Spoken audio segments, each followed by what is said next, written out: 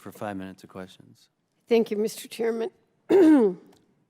I have to say something as we start this, just that for 15 months, under the guise of investigating the pandemic's origins, my Republican colleagues have been probing our federal scientific and public health institutions. And while Republicans' probe is not meaningfully, right now at this point, we have not meaningfully advanced the American public's understanding of the origins of SARS-CoV-2, I do believe that people are always looking for the partisan instead of taking an actually serious look at the various ways in which the virus could have emerged in a lab or in nature. And this investigation has really been about trying to pin the blame on NIH and Aide for the COVID-19 pandemic. But to be perfectly clear, I take seriously the allegations of unauthorized disposition of NIH email records by you, Dr. Morenz. And so I have your statements, Dr. Morenz, in the email show a disdain for the Freedom of Information Act, are really disconcerting, very concerning. And you say in your answering of the questions that you did it as black humor.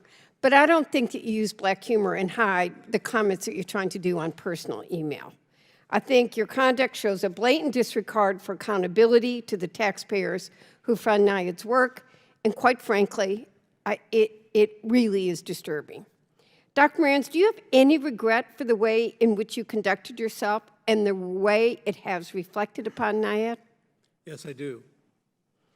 And do you realize that there are thousands of employees who have worked alongside you at both NIAID and NIH who are now left to deal with the ramifications of your misconduct and its impact on the agencies?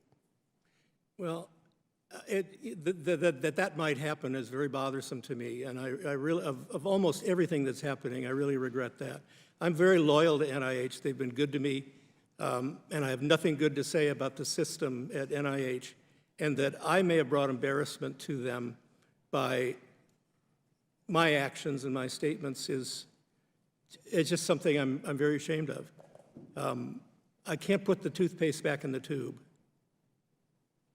I just hope you're going to be very careful as you are telling us what the facts are, because I'm very disturbed by other people that may be thrown under the bus in some of the wily statements that you've made on your personal statements, and that you take accountability and don't lay blame on people who, it's very hard for us to get to the truth. Maybe that's the way for me to say it.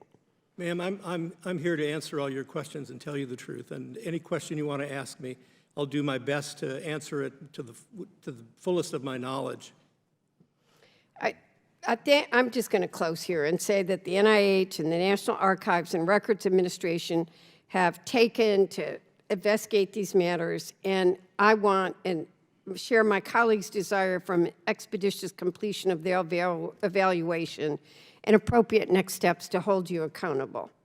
But in the meantime, I want everyone to keep in mind that although Republicans have tried to read into your emails for proof that federal officials somehow sparked the COVID-19 pandemic, there simply is no evidence of it. There's a critical distinction. As I've said in recent hearings, I will always support holding federal grantees and public servants to the highest standards of professional integrity. But I worry that we are once again blurring the lines between professional misconduct and the separate question of the origins of COVID-19. And I hope that we do not conflate these issues. And I think what you've done has significantly contributed to that. Thank you, and I yield back. Now recognize the chairman of the full committee, Mr. Comer.